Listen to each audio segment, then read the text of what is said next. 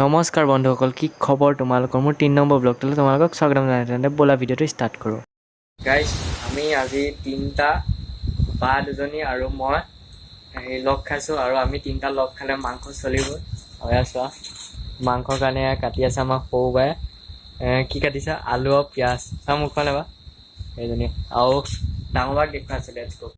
এয়া চোৱা, পূৰা মাংস ৰেডি কৰা হৈ গ'ল। পূৰা একদম আমি আনিলোঁ আৰু এতিয়া পূৰা একদম বনাবলৈ একদম পূৰা চব ৰেডি কৰি থৈ দিছে। চোৱা, একদম তেল দিলে কেৰাহীত আৰু আমাৰ বাক দেখুৱাবলৈ মানা গৈছে। তাই বোলে কিবা পাই পাইছে কি নাজানো আৰু তাইক দেখুৱাব মানা গৈছে নাই দেখুৱা।